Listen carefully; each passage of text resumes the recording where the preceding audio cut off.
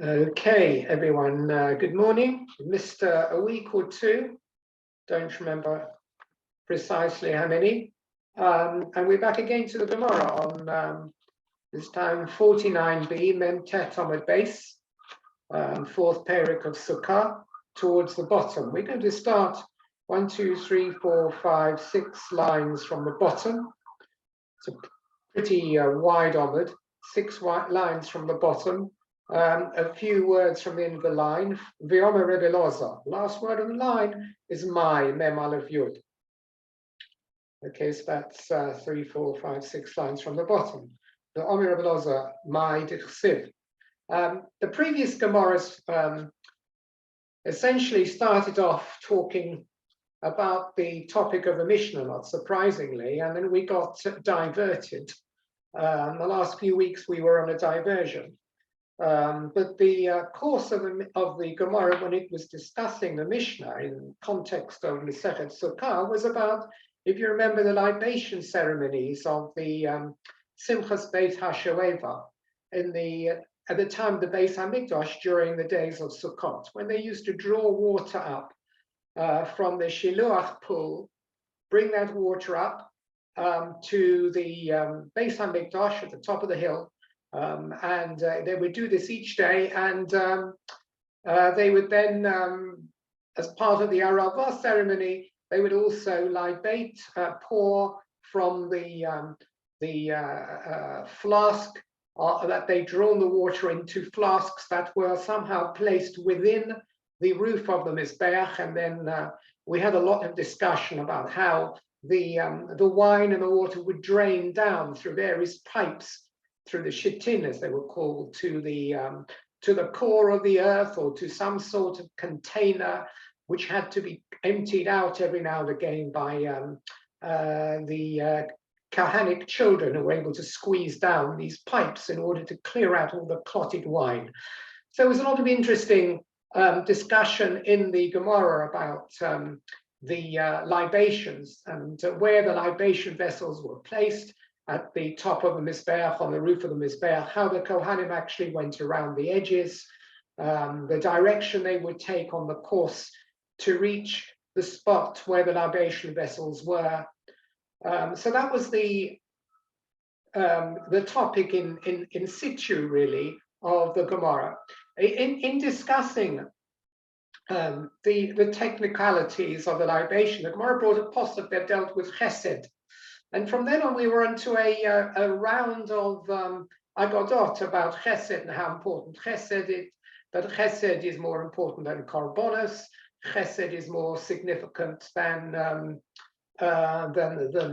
mitzvahs, and more important than tzedakah, because tzedakah is only done with money and chesed is done physically. So there were a lot of psukim we brought to discuss the significance of chesed within our Jewish philosophy.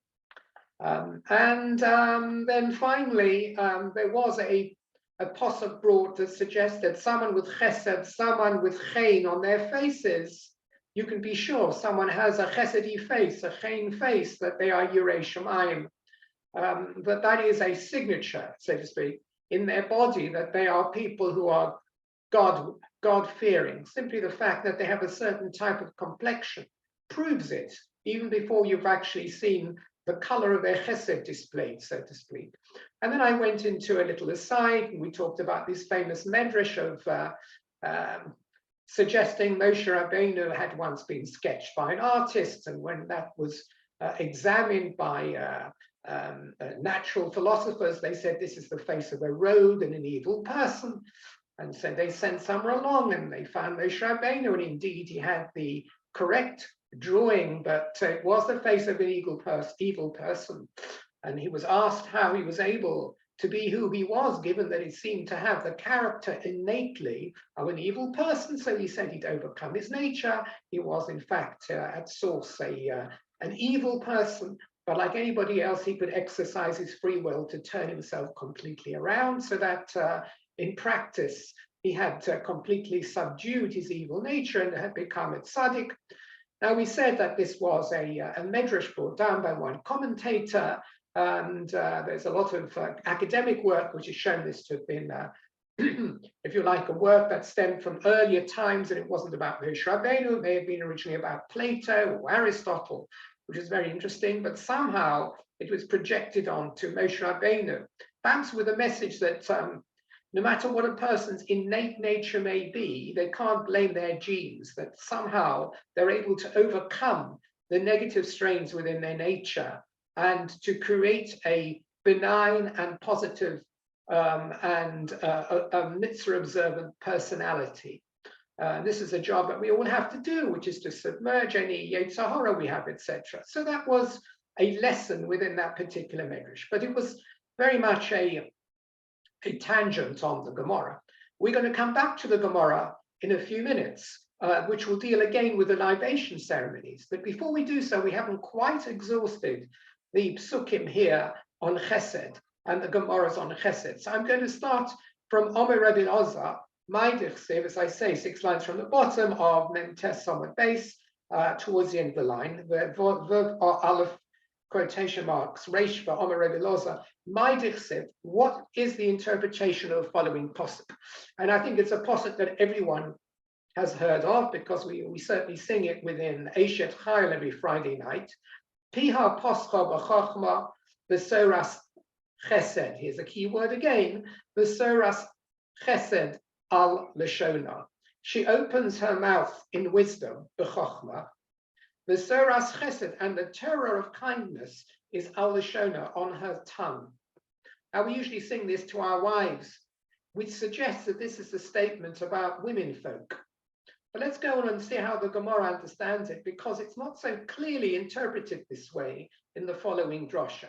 But the Gemara asks the obvious question. When the verse here in Mishlei says, Toras chesed al lashona, the Torah of kindness, says the Gemara, V'chi yesh Torah shel chesed, v'yesh Torah she'ena shel chesed. Are there 2 types of Torah? Torah of chesed and a Torah of non-chesed?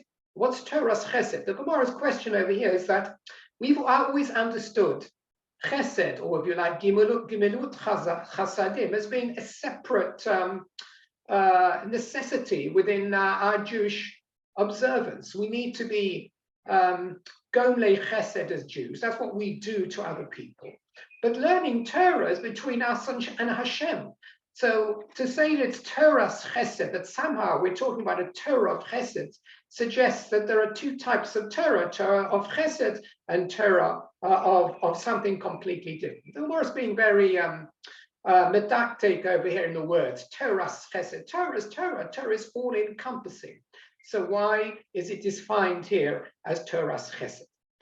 So the Gemara is going to give 2 different interpretations to what the posuk means with the expression Torah's chesed. Let's have a look at that.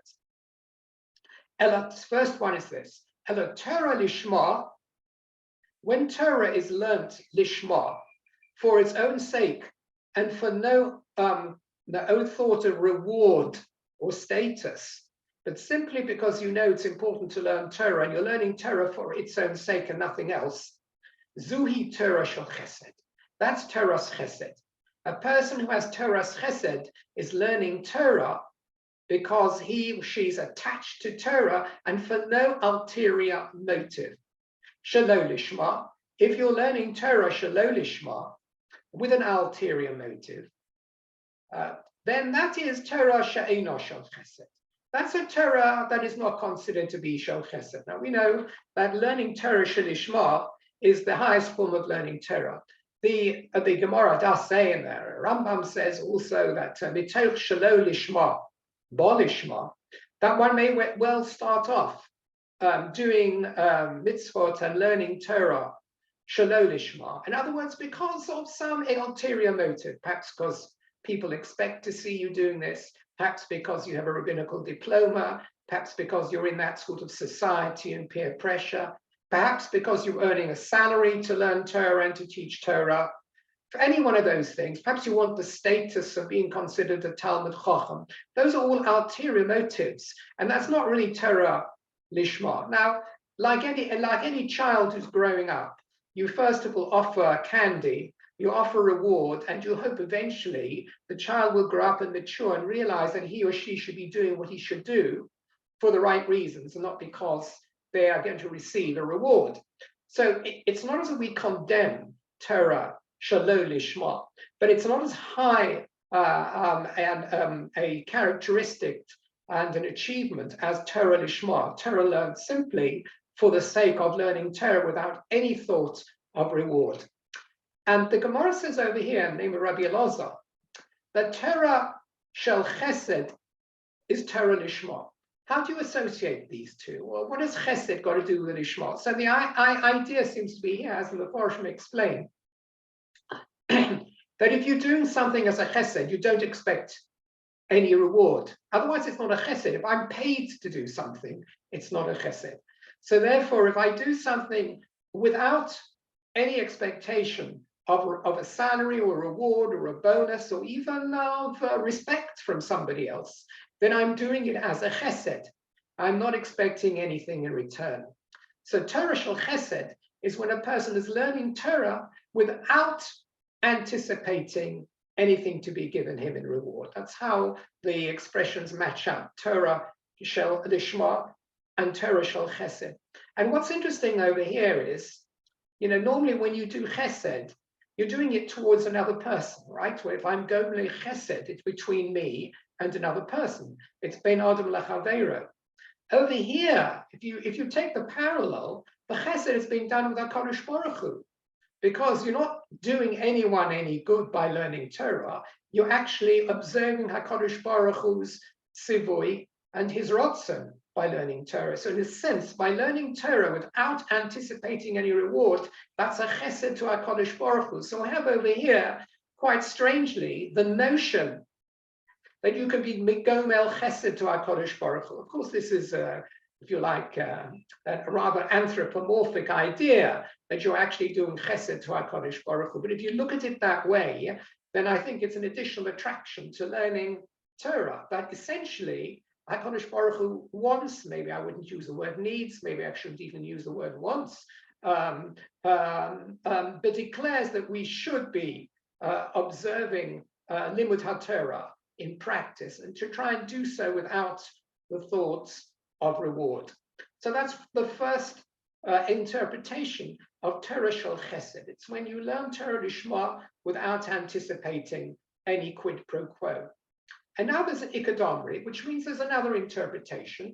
And this one is essentially, perhaps I would say the one that you might have thought of if someone asked you to consider what Torah shel chesed might be, the more obvious interpretation. Ikadomri, there are those who say, Torah lalamda zuhi Torah shel chesed. Shelo lalamda zuhi Torah she'ena shel chesed. Torah shel chesed is when you learn Torah and you give of that Torah to others. You distribute your Torah. You allow other people to learn from you. You give away some of the Torah you learned, if you like. That's what chesed is. If you do chesed to somebody, you're helping somebody out. You can't do chesed by sitting in your own room and doing nothing else. So a person who learns Torah and then gives of the Torah he learns, teaches others, that's Torah shel chesed. It's a Torah which is outgoing, not entirely incoming. It is outgoing. A Torah she'ena shel chesed is a Torah which a person keeps to himself or herself. Now, there is an inyan to learn Torah for yourself. There's no doubt about it. But if it remains entirely within you, a person who perhaps spends their lifetime in kollel and is locked up in a room somehow, with 3 sets of bolts, and meals are delivered to them through some sort of a hole in the door, and they're learning Torah until they are at the level of the Vilna Gaon or whatever it is. It's not Torah shel chesed at all. It's you could say they're writing Sforim, and then they print that Sforim. They've given some of that Torah away. But if it's entirely within their tight own personal cocoon, that's not Torah shel chesed. And this is another idea of Torah shel chesed and she'ena shel chesed. Torah's chesed means a Torah which is outgoing and not one which is maintained only within the individual. Okay, I only have one problem with these nice interpretations, and that is, why do we find the these discussions and these limudim about Torah, shel chesed, not shel chesed, with an Eishes Chayil. If we say it's referring to Torah, and a woman doesn't necessarily have the same level of chovah to learn Torah as a man, let's assume that's the case without getting too controversial, you wouldn't expect to find this particular lesson within Eishes Chayil. It's referring to a woman who valor, who shall find. And who are we talking about, this woman of valor? The one who is giving Torah to other people, so it would seem, the way we explained it, and someone who and a woman who learns Torah without any thought or anticipation of reward. Somehow the context seems to have been out of place here to refer to these levels of Torah when referring to a woman who traditionally, certainly in the time of the Gemara, wasn't expected to learn Torah to that level. Now, you could say this is referring to the Torah she teaches her children, right? So we have, Al tiktosh Torah semecha. Do not desert the Torah of your mother. It's a famous statement that you should listen to your father, that you have to accept his chastisement and listen to the Torah of your mother. So there is a notion of Torah, so to speak, even in Mishlei and in Tehillim, associated with a woman. I'm not saying it's not associated, but it's not the depth of Torah learning that we sometimes are considering when we look at these psukim. But over here, we find it's in the context of Eishes Chayil. So either the Rabbi Elazar considers this to be within, if you like, the ambit of woman's Torah, that a woman does have to learn and teach. And this is what we're being told over here. That's why it's placed within Eishes Chayil. Or you take the parable of Eishes Chayil outside its normal expanse of dealing with women's issues. How good is a woman that she does this? She sews, she earns for the home, she looks after her husband, she never gets frostbite. All those sorts of things that we love to sing about are not necessarily, therefore, directed towards a woman at all, but somewhere they refer to the corpus of the Jewish people. And it's just using the mashal of Eishes Chayil to talk about, if you like, Klal Yisrael, that's Klal Yisrael in some sort of feminine form. That could be another explanation for the way in which Rabbi Elazar is looking at this posuk. Okay, now we're going to completely move aside from all these tangents. We're moving right back on course to where we were a month ago or so, when we were discussing the libation ceremonies. And I've got to return you to the Inyan. And the next Inyan is going to be quite technical in terms of kodshim, the technicalities of the Beis HaMikdash, the vessels of the Beis HaMikdash, what those vessels contained, etc., etc. It's very interesting, but we're going to be moving into those technicalities. So you'll have to start holding these concepts in your mind to be able to understand the Gemara that is we're about to learn. The Gemara is quoting over here the words in the Mishnah, K'ma'asehu b'chol, etc., etc. Now that's just a reference to the end of the Mishnah. What the Mishnah had told us was that in the libation ceremonies, as I explained to you earlier on, that on the day of each libation, and this was every day, the Kohanim would go down in some ceremony to the Shiloach pool at the bottom of the hill, where we have it today in the city of David. They would fill up a golden container, and the Mishnah said that was a holy container. We didn't focus on this. It was a Mekudash container. In other words, it was an official, sanctioned, sanctified vessel from the Beis HaMikdash, where they didn't just take a flask they happened to find hanging around. It was a sanctified flask. Now that's going to be very important. They filled it up with the water from the Shiluach pool, which they were going to use in the libation ceremony. They brought it up the hill, and with that flask, they would go up to the top of the Mizbeach and they would pour into another vessel. You remember that was on the top of the Mizbeach that had a hole in it, etc., etc. But they would use this sanctified flask that was holding the Shiluach waters, and they would pour that water directly from that flask into the flask embedded into the roof of the Beis Hamikdash. And I showed you a picture, many of those pictures of the Kohanim standing on the roof of the Mizbeach. The Mishnah said that when it came to Shabbat, where there was also a ceremony of libation, it had to be done differently. Instead of bringing up the water from the Shiluach pool on the Shabbat morning for the ceremony a couple of hours later on or directly afterwards, they could not do so on a Shabbat because otherwise they would be carrying from one rishut to another rishut. Again, we get into the question: is it really carrying? Did they not have an Eruv? But let's just leave that behind for a moment. They would not carry from the Shiluach pool on Shabbos up to the Beis Hamikdash, which was a separately enclosed area. It was outside the ambit of the walls of the Beis Hamikdash, and they would not be able to do that. Therefore, they filled up from the Shiluach pool on the Friday, Erev Shabbos. They took up the water, they placed the container in the Beis Hamikdash on the floor, and on the Shabbos, when they needed the libation, they would pick up that flask and they would then pour into the flasks on the roof of the Mizbeach. But they had done this on Friday. On Friday, they had filled up the flask in the Shluach pool with a golden vessel. Now, the Mishnah told us this, which at first seems as though it's a bit of a red herring, that on the Friday, when they were preparing for Shabbat, by bringing up the water a day early, they did not use a consecrated golden vessel. They used a non-consecrated golden vessel.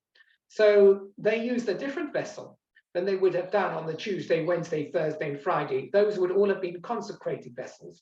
They used a non-consecrated vessel. They would fill up from the Shluach pool. Yes, something they just got from their neighbors down below, nothing to do with the Beis Hamikdash. Take it up to the Shluach pool, from the Shluach pool, place it in the Beis Hamikdash. On the Shabbos morning, they would pour from that into the flasks on the Mizbeach. The flasks on the Mizbeach were consecrated because this is, after all, a consecration type event, the libation. But the flasks used from the Shluach pool on the Friday were non-consecrated. Now, why was that the case? Why are we suddenly making a difference between the flasks used on a Friday and those used for Shabbos purposes for those used on the other days of the week? So Rashi explained, it was very, very detailed then. We briefly explained it. I didn't want to get into very great detail then because it wasn't going to be the point of the discussion. That there's a special rule with kodshim and with sanctified liquids, etc., etc. And if they had used a sanctified flask on the Friday, they would not have been able to use the water within it on the Shabbat. Why? Because the rule is that when you put contents of some necessary requirement for the Beis Hamikdash into a consecrated vessel, what you put into the vessel before you put it in is non-consecrated yet. It's intended to be consecrated, but it's not yet consecrated. Place it into a consecrated vessel and automatically the contents become magically consecrated. So the Shiluach water, as soon as it goes into a consecrated Beis Hamikdash vessel, becomes itself Mayim Mekudashim, consecrated water. So what? The so what is, you can only use consecrated contents, shall we say this water, on the same day that you placed it in the vessel. If you leave it overnight, a magic thing happens to it and it becomes posel. It becomes posel belina, technical terms. Leaving it overnight makes it pasul, which means it can't be used for any sanctification event. So, if they were to use a consecrated vessel to place the Shluach water in on the Friday afternoon and take it up to the Beis Hamikdash, overnight, over Friday night, that water would find itself out as being non-consecrated the next morning by some irony. If you like, something that's consecrated, if you think about it this way, and then, shall we say, in simple terms, it goes off more quickly than something that's non-consecrated. The Kedusha will evaporate overnight. It's an overnight problem. As long as it's daylight, it's not a problem. You leave it overnight, goes off. Goes off here, we talk about spiritually. So you would not be able to use that water on the Shabbat morning for pouring as a libation on the Mizbeach, because it would be possible for usage. So what do they have to do? This explains the Mishnah now. They would take the water from a non-consecrated vessel on the Friday. That means that the water that came from the Shluach pool, which is not consecrated, goes into a non-consecrated vessel, is placed in the Beis HaMikdash, no problem with it remaining overnight. No problem at all, because it's non-consecrated, because the vessel didn't consecrate it, because the vessel was non-consecrated. It could remain in the Beis HaMikdash for a month, it would be okay. So the morning of Shabbos, you can take this non-consecrated vessel, which has water which is not possible, and you can pour it into the libation vessels on the roof of the Mizbeach. And that's what they did. So it was different. On the Friday, when they were taking it for the Shabbat, they would take in a non-consecrated vessel that could be stored overnight, and the water would be usable in the event on the Shabbat. I hope that's all clear now, right? Remember, there are lots of ironies in a lot of the Jewish halacha here. You'd sometimes think that something holy is at the position of an advantage. But in fact, it's a double-edged sword. Something which is consecrated loses its kedusha if it's kept overnight. It's a gezerat hakosov, it's based upon a posuk. And therefore, if you're going to have to leave it overnight, ensure it doesn't become consecrated first. And that's what they did here by drawing up the water, placing it in a non-consecrated vessel on the Friday, and then using it on the Shabbat. Now, the moment it enters into libation vessels, it becomes consecrated. That's not a problem, on the Mizbeach. It doesn't matter that it's stored in the Beis HaMikdash as non-consecrated. That does not matter at all. The Beis HaMikdash probably had all sorts of tools and, and cutters and spanners in, etc. These are not consecrated. So it could be stored there on Friday. On the Shabbos, it is fine to be poured into the libation vessels. Okay, the Gemara has understood all this. The Gemara doesn't have a problem with this. You're supposed to have understood this up to this point without any explanation. Hold that in mind. Now the Gemara has a question. The Gemara says, Va'amai, why is all this rigmarole necessary? Why couldn't you, after all, with a slight trick, simply use a consecrated vessel on the Friday as well? Why do you have to go to a non-consecrated vessel? I explained to you why you do, but the Gemara is not convinced. The Gemara thinks you could still use a non-consecrated vessel and get away with it not being possible for the next day's use, that it would still be fit for the next day's use, because it's taking for granted another couple of aspects of halacha that I haven't yet told you about. But let's just see. Naisi b'mukadeshes. You could even get away with it if you use the normal consecrated vessel to pick up the water. Let me just step back for a moment. How do you make a vessel consecrated? I never said this to you, just think there's some sort of magic. I said that if you're going to use it on Shabbos, for the libation on Shabbos, make sure you use a non-consecrated vessel. If it's during the week, you use a consecrated vessel. What's the difference between a consecrated vessel and a non-consecrated vessel? Is it there's a Mogin David on one and there isn't, or there's a mezuzah or a bedatz hersha? Nothing of the sort. During the first Beis HaMikdash, vessels were consecrated by being anointed with oil, the same way as a king was anointed. So they would, if they had a vessel, before they used it to place pieces of meat in for the korbanos, etc., or to take the blood or whatever it was, they would consecrate it. They bought it from the local Tesco supermarket or whatever it is, IKEA. They would then use some oil and drop the oil or just a few little droplets. And all of a sudden, this was holy oil. It becomes a consecrated vessel, has different halachas, and anything that goes in it becomes consecrated. You've consecrated the vessel. After the destruction of the Beis HaMikdash, they didn't have any more of this Meshicha oil, this oil to anoint. It didn't exist anymore. So the halacha was that the first usage of a vessel in the Beis Hamikdash for sacred purposes would be sufficient to consecrate it. So there would be no anointing. So here we talk about a vessel that has already been used in some way. It's consecrated by dint of it having been used. That's what we mean by a consecrated vessel. Now let's go back to where we are now. The Gemara says, "V'amai." Why did we need to use a non-consecrated vessel to avoid the consecration of the water and this problem of lina, making it possible by staying overnight?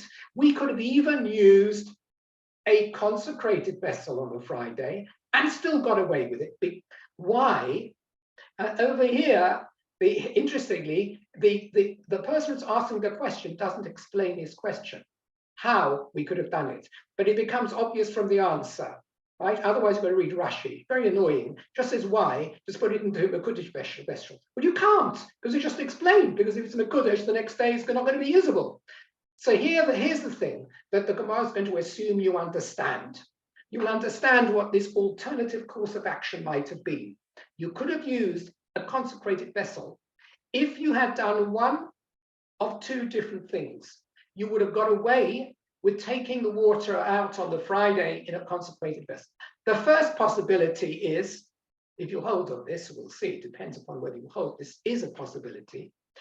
If you had an intent at the time you filled the consecrated container, in this situation in the shluach pool, that it should not have the effect of consecrating the water until the next day. If that was your ratzon, then it would not become consecrated immediately. And it would not become consecrated until the next day, and there would be no psolina. It would be perfectly usable. So that's the first possibility, that it depends upon da'at. Sometimes we find in Kodshim, in Tum V'Tara, in quite a lot of areas halacha, a remarkable thing, that reality can sometimes depend upon intent. That if you can do the same thing in two different situations. In one situation, you may be violating. In another situation, you may not be violating. In one situation, you may be correctly fulfilling the mitzvah. In the other situation, may not. Even though visually, it seems you've done the same thing in both situations. But it might depend upon what your intent was when you did it. So, and the intent is not visible, it's not visual. What was in your mind? If the Kohen maybe had in his mind when he uses a consecrated vessel on the Friday, that I don't want the consecration, so to speak, to transmit to the contents immediately. I want them only to transmit for tomorrow. Then it doesn't consecrate its contents, and therefore you could use it, take it up, leave it in the Beis Hamikdash, and there's no problem with being overnight under those circumstances. That's the first possibility. And why not just tell the Kohen to have that intent? And if he has that intent, he can use a consecrated vessel. I guess the idea is over here. The Gemara is saying, why should we make a difference between Sunday, Monday, Tuesday? Do it all with a consecrated vessel. After all, doesn't the Beis Hamikdash like to do things with consecrated vessels? Why deliberately go to the extent of a non-consecrated vessel, which you have to buy from IKEA just the day before, and make sure you don't use it in the Beis Hamikdash? Use a consecrated vessel, switch off your intent, so to speak, and therefore it's not going to be consecrate the water until the next day. There's no solina, there's no reason why it can't be used the next day. That's the first possibility. Use a consecrated vessel and you still get away with it by having correct intent that you don't want it to become a Kodesh until the next day. The second one, and this is a little bit more sort of difficult to see through, is that if you have a consecrated vessel, it does consecrate what's placed in it, but only if what's placed in it is precisely what is needed for a hektish, a kodshim purpose. So, for example, I just give you a wild, stupid idea here. Supposing I have this consecrated vessel and I put a screwdriver in it. Does the screwdriver become consecrated? All of a sudden, magic? We have something within the vessel? It's some kind of magnetic effect?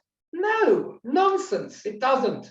because a screwdriver can't be used for any purpose. That's the most wild example of what I mean, to try and illustrate the idea that it has to be something which is fitting for that vessel, for the consecration of the vessel to transmit to the liquid or what is being held in it. I'll give you now, but this example that Gemara is giving you is much more subtle. Let us put it into the shluach pool, but instead of drawing up precisely the amount of water used for the libation, which we said, there was a machlokas on this, but let's just say 3 log, whatever it was, 1.5 liters or whatever the amount is, that's the amount, according to one view, you need to fill. Here's a little trick. Why don't we fill it with 2.5 liters of water? All of a sudden, it's more than you need for the libation ceremony. So therefore, it's not going to consecrate even the amount which is what you need. Because what you put in there is in excess of what is needed, that's another trick, then it's not going to become consecrated at all. It's only when you put in what you will need for the ceremony. If you just put in 3 lug, then magic, it's consecrated. And then we're within our problem of that it's going to become possible overnight. But if you put in more than you need, it doesn't work at all. There is no movement of consecration. Take that into the Beis HaMikdash, and the next morning, you just pour over the exact 3 log into the containers on the roof of the Mizbeach. There you only put 3 log. There'll be a little bit left in the consecrated vessel. We don't care about that. Works. If you take the view that what is consecrated is exactly what is needed and no more, that would be another way of using a consecrated vessel on Friday and getting away with it, so that it can all be used, or can be used in part anyway, in this second example, the next day. That was the kasha, without explaining it. By my, I see the Mekudeshes. Do we not have eitzes, so to speak, to make use of the Mekudesh vessel and still be able to use the contents for the next day? Eitzah number 1, having your intent that it should not become Mekudesh until the next day. Eitzah number 2, you can do both of these things, or either of these things, says the Gemara really. Put into the vessel at the shluach pool more than the required 3 log, and then it doesn't consecrate the contents, and later just transfer the next day what you need, the 3 log. 2 possibilities. The Gemara is curious why the Mishnah didn't mention this. Why is the Mishnah saying you've got to go for a non-consecrated vessel? Here we have 2 good eitzes that can ensure you could achieve the same effect with a consecrated vessel. I hope everything's clear. I'm sorry, there's a lot of assumptions and presumed knowledge just to understand this. So Amar Zeiri. Zeiri is going to give us the answer. Zeiri is an Amora. It's going to say why the Mishnah had to resort to the recommendation of a non-consecrated vessel, and it could not resort to these eitzes. It's the seed to another. Sorry? Is that someone? Maybe just, okay. So Amar Zeiri, Kosova, Ein Shir Lamayim, Ukli Shores Mekachin Shalom Midas. Now, this is actually the obvious answer that you'd put together if you knew nothing else. And Zeiri is giving us the opposite answer. You know what Zeiri is saying? You know what? Because those 2 eitzes don't work. Why shouldn't those 2 eitzes? I've just given you 2 wonderful eitzes. One is to have an intent that it shouldn't sanctify, it shouldn't consecrate. And 2, that you might put in more than is needed. So says Zeiri, who says that those 2 options are universally held to be effective? He says that the Tana of our Mishnah, who did not bring those 2 options up and said you have to put into a non-consecrated vessel, he's of the opinion on these both halachas that they don't work. First, Ein Shir Lamayim. He holds, when it comes to this putting in excess, he's doing this one first, put in more than the 3 lug. Well, according to the Tana Ra Mishnah, you can put in more than 3 lug into a libation. There is no fixed libation volume of 3 lug. It has to be at least 3 lug. But you can put in 6 lug, 9 lug. So it turns out, if you recommend putting in more than the 3 into the vessel, it will become consecrated. Because according to this opinion, as much as you want to put into the container will become consecrated. If you put in too little, it won't be. But if you put in too little, you won't have enough of the ceremony the next day anyway. But if you put in 3 or 4 or 5 log, it's fine, and you could pour all that 3, 4, or 5 log into the roof of the mizbeach, and that would also be fine.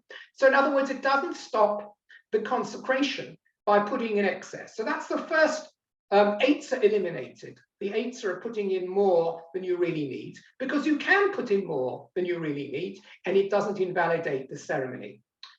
What about the other eitzah? That if you should have a negative intention, I have an intention that it's not going to consecrate the water when I dip this consecrated vessel into the shluach pool. That was the other intention, the other eitzah. So he holds kleshares shalomidas mekadshin shalomidas. Doesn't hold of this view at all, that you can use intention to change the nature of whether the vessel will consecrate or not. I tried very hard to convince you that this was a halacha, right? That if the Kohen were to say, when he dips in his consecrated vessel, I don't want it to consecrate the contents until tomorrow, that would work. That's true. That's according to one opinion. But Zeiri says the Tanna of our mission does not hold to that at all. And the Mefarshim actually bring a posuk, which he holds, which to him is an indication that intent makes no difference in this situation. If you were to fill up the container, which is mekudeshes, with the water from the shaluach pool, even if you had an intention that sanctification of the water should not take place until the next day, it wouldn't work. That rotzon, wish and will, and das is not a factor in enabling the transfer of kedusha from the vessel to the contents, to the water. So this is why, says Zeiri, the Tanna of our Mishnah had to bring us this eitzah. How else are you going to do the libation of the Shabbat without using posel water? It has to be that you use a non-consecrated vessel. A non-consecrated vessel, you can leave the contents overnight, and then the next morning, you pour this into the libation vessel, and everything works well and good. Okay. So now we're going to turn over to Nun and Aleph. Actually, Nun and Aleph is just explaining the last statement I made without turning over. But if you brought the water, says Zeiri, in a mekudeshes vessel, in a sanctified vessel, a consecrated vessel, ipslahu belina, they would become pasul belina. You wouldn't be able to use them the next day, because it's nothing to do with rotzon, and it's got nothing to do with exactly 3 log. However much you put in is suitable for libation, and therefore, if you put in excess, it's still going to become consecrated. If you have the will that it shouldn't consecrate until the next day, that will does not override the fact that it will become consecrated anyway. And therefore, the only eitzah is the one of the Mishnah, which is to use a non-consecrated vessel. Okay, Chizkiah now. They're arguing on these technicalities, I'm afraid. Before we get through to the end of the perek, we're going to get into quite a level of knowledge of understanding how various processes were carried out in the Beis HaMikdash. So let's just go a little bit further. Chizkiyahu Omar, he was another Amora. He says the following: you could also understand the Mishnah in a different way, not like Zeiri's. Zeiri gave you 2 reasons, and it's got nothing to do with rotzon, and that you could use as much water as you want with libation, and therefore the Tanna had to give us the recommendation of a non-consecrated vessel. Chizkiah Omar, he says, you know what? Kli shareis ein mekadshen elamedas. I don't agree with Zeiri. I believe it's universally held that you do need das. Rotzon, intention, does make the difference between whether there is sanctification of the water or not. Which means, says Chizkiyahu, if they had used a consecrated vessel on a Friday with the intent it shouldn't consecrate, that would have been a successful that would have meant that the consecration doesn't take place until the next day, and they could have used that Eitzah. But why didn't they? Why did they instead go for the recommendation of taking non-consecrated vessel if they could have used the intent system instead at the Shluach pool, that it should not consecrate until the next day, for a different reason? Not because intent doesn't work, it does work, but because we're concerned that the onlooker may make a mistake. Elamidas or Gezerah. The reason they said that you had to use a non-consecrated vessel rather than a consecrated vessel with the intention that it shouldn't consecrate the contents until the next day is a Gezerah. They made a decree. They were concerned. Shema Yomru Leda'as Niskachu. Maybe people will think that the Kohen didn't have such an intention. In other words, depends what the observers may see. Look, technically, Chizkiyahu is saying, if a Kohen were to go down with a consecrated vessel, and he were to have in his mind, I am intending that the contents I place from the Shluach pool into this vessel are not to be consecrated until tomorrow morning. Technically, they're not consecrated until the next morning, and therefore they could be used in the libation, and the Mishnah could have brought that as an Eitzah. But we're worried about Maris Ayin. We are worried about Maris Ayin. There's a big crowd of people at the Shluach pool, and they see the Kohen dipping his hands in with the vessel. Do they really know there was Midas or Shlo Midas? Could be. So some people will think that maybe he didn't even have the das. It's often a strange thing to say. The Kohen should go down with a negative intention that the vessel should achieve its consecration till the next day. So most people don't know that that's in the Kohen's mind. So what will they think? They'll think the Kohen went down, he was thinking about the next day's sports results, and he filled out the vessel, and he never had a negative das that it should not be consecrated next day. In which case, it's consecrated straight away. Vis-a-vis the onlookers, the Marisayans, they think it's immediately consecrated. They don't know what's in his mind. And therefore, they will then say, you know what, it seems that there's no problem with bringing consecrated stuff up to the Beis HaMikdash, leaving it overnight. There's no deal of psul balina. It doesn't become possible when it remains overnight, because after all, this Kohen's brought up this consecrated water and he's left it overnight. And they will incorrectly come to the conclusion that there isn't a problem about leaving consecrated stuff overnight. We don't want them to come to the wrong conclusion. And therefore, we deliberately use a non-consecrated vessel for it. And that's why the Mishnah suggested that. Now, there are a number of questions with this as well. Now, here's one possible problem with what Chizkiyahu said. The Kohen goes down, and we're saying it's Marisayim. If people think that he hasn't had a proper intention, they might think that it's consecrated when he goes in. Why doesn't he just announce to everyone through a megaphone, I hereby declare that I don't want the contents of the Shluach pool water when they enter into the vessel to become consecrated until tomorrow.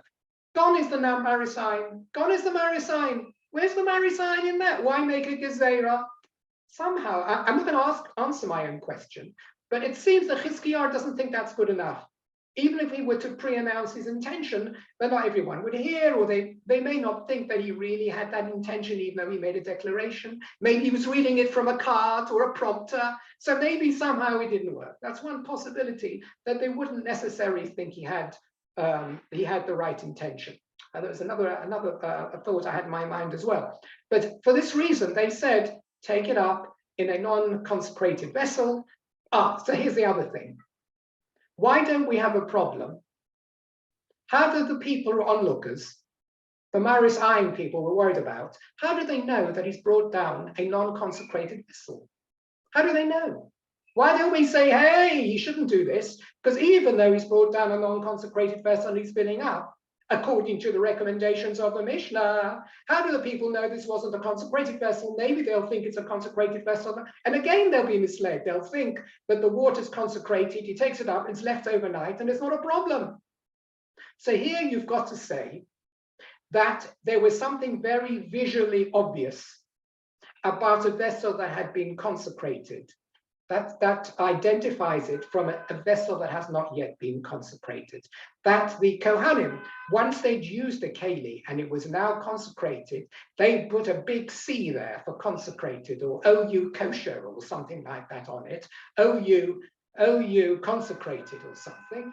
So everybody would know it was consecrated. So when they bring down, according to recommendations of Mishnah, when they bring down a vessel into the Shiluach pool that does not have the OUC mark, it means it's non-consecrated. So everyone will know this is a non-consecrated vessel. I know why he's doing it, because if you brought down a consecrated vessel, they would consecrate the contents, and therefore they would be pasul alina, and they wouldn't be able to be usable for the libation service the next day.